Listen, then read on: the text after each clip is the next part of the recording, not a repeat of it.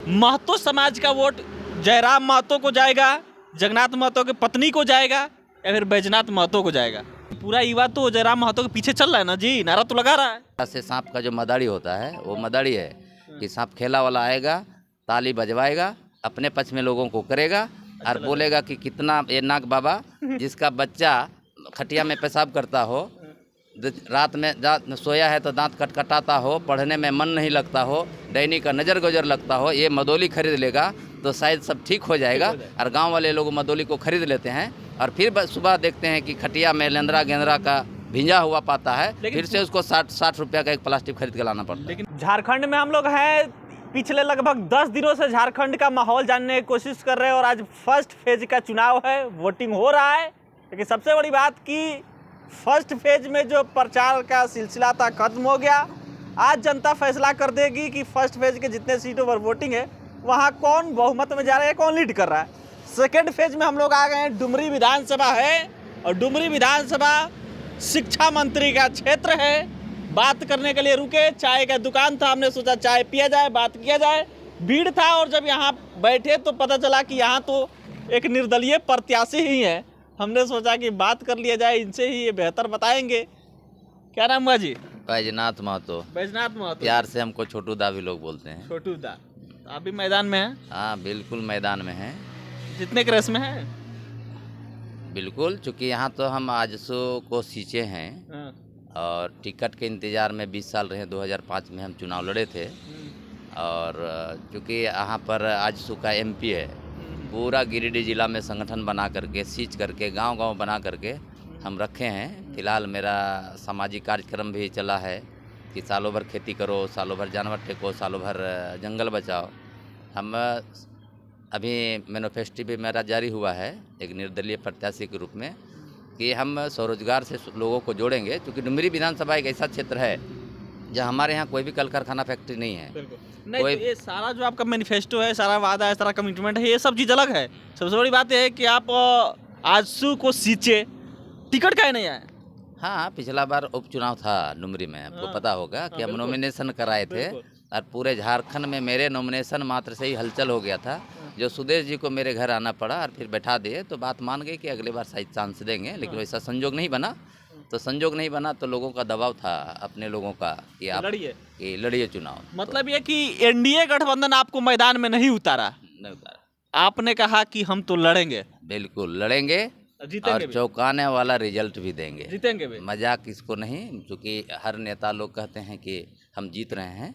स्वाभाविक है, जब तक EVM मशीन में वोट रहेगा तब तक हर लोग जीत रहे हैं। लेकिन कुछ अगल बगल गाँवों से भी पता कर लीजिए, यहाँ तो घुंघरू जैसा बहुत मिलेगा आपको झंडा गरीब लोगों का, लेकिन हम लोग निर्दलीय प्रत्याशी हैं। मेरा तो दिखेगा नहीं, घर एक जा करके पूछ लीजिए, बोलेगा चूड़ी छाप में वोट देंगे। तो कहीं ऐसा तो ना हो ना कि आपको जिताने के चक्कर में यहाँ से खुद जीत जाए जो JMM के प्रत्याशी हैं बेबी देवी? नहीं, यहाँ पे चूँकि डुमरी ब्लॉक एक ऐसा ब्लॉक है जहाँ से हमारा 50 साल से कोई भी MLA नहीं बना है। अब 50 साल से नहीं बना है, बाहर क्षेत्र के लोग ही MLA बने हैं।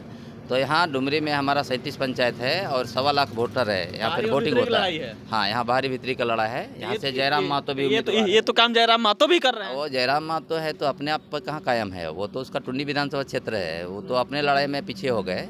यहाँ तो उसको 3 नंबर भेज देंगे। 3 नंबर जाएगा वो। मतलब कि डुमरी का नेतृत्व आप कीजिएगा। वो कहा जाए एक तरह से सांप का जो मदारी होता है वो मदारी है कि सांप खेला वाला आएगा, ताली बजवाएगा, अपने पक्ष में लोगों को करेगा और बोलेगा कि कितना ये नाग बाबा जिसका बच्चा खटिया में पेशाब करता हो, रात में सोया है तो दांत कटकटाता हो, पढ़ने में मन नहीं लगता हो, डैनी का नज़र गुजर लगता हो, ये मदोली खरीद लेगा तो शायद सब ठीक हो जाएगा। और गांव वाले लोग मदोली को खरीद लेते हैं और फिर सुबह देखते हैं कि खटिया में लेंदरा गेंदरा का भिंजा हुआ पाता है, फिर से उसको 60 रुपया का एक प्लास्टिक खरीद के लाना पड़ता है। लेकिन पूरा युवा तो जयराम महतो के पीछे चल रहा है ना जी, नारा तो लगा रहा है। युवा नारा लगा रहा है लेकिन युवा वोटर नहीं है। वो वोटर नहीं है, क्योंकि उसमें हम लोग का यहाँ कहावत है कि थोड़ा माहिरगर होना चाहिए, थोड़ा सीझल भिनल होना चाहिए, थोड़ा सामाजिक ज्ञान होना चाहिए। वो सब चीज़ नहीं है। एक गिदर हुलहुली हम लोग उसको समझते हैं कि गिदर हुलहुली करके कोई चुनाव नहीं जीता जा सकता है। मतलब है कि टाइगर महतो केवल आते हैं, हल्ला गुली करके चल जाते हैं। हाँ, वो हल्ले पार्टी में है। वो कोई कार्यक्रम, एक भी ब्लॉक में इतना लूट हुआ और कुछ हुआ, एक भी कार्यक्रम यहाँ तो नहीं किया है वो। किसी दिन धरना जुलूस मीटिंग प्रदर्शन नहीं किया है, तो फिर? कोई एक खेल क्षेत्र में भी नहीं किया है। बैजनाथ महतो तो डुमरी में अनुमंडल खड़ा कर दिया, सबसे बड़ी- रजिस्ट्री ऑफिस खड़ा कर दिए, डुमरी ब्लॉक में 85 जोड़ा हार बैल लेकर के जोत दिए, कितने लोगों को कान पकड़ के उठा बैठा करा दिए। 52 को बैलगाड़ी रैली निकालने का तमगा मेरे साथ है। यहाँ एक ही डॉक्टर अस्पताल में था, हम 1500 जानवर घुसा करके अस्पताल में 7 डॉक्टर कर दिए।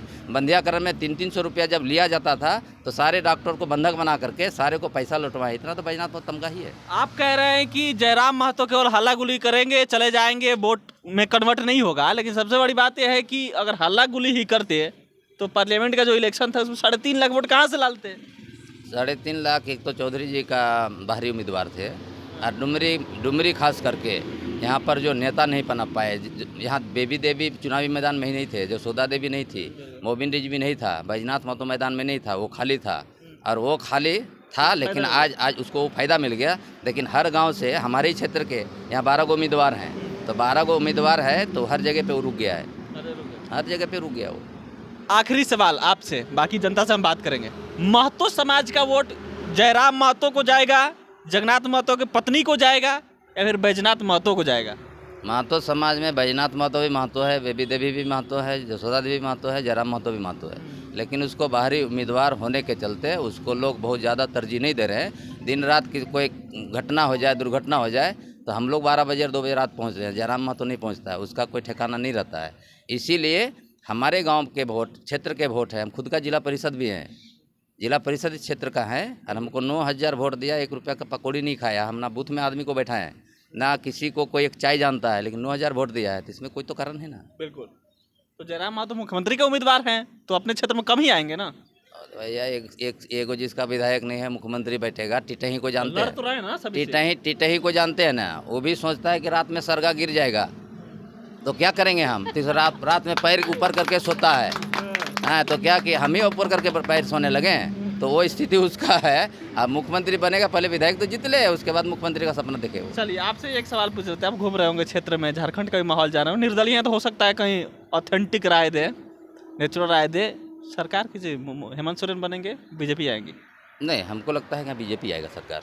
हाँ, बीजेपी झारखंड में आएगा। आजसू को सींचे है तो बीजेपी लगेगा? नहीं, वैसा नहीं है। जो क्षेत्र का माहौल है उस आधार पर लग रहा है कि बदलाव खोज रहा है, क्योंकि हेमंत जी का वादा था कि हम जो BA पढ़ा है उसको 5000 देंगे, MA पढ़ा है उसको 7000 देंगे, हर महिला को चूल्हा खर्चा हम 72,000 सालाना देंगे। ये सब चीज़ों को प्रभाव पड़ा है। सोशल मीडिया का जमाना है तो हर लोग देख रहे हैं, समझ रहे हैं।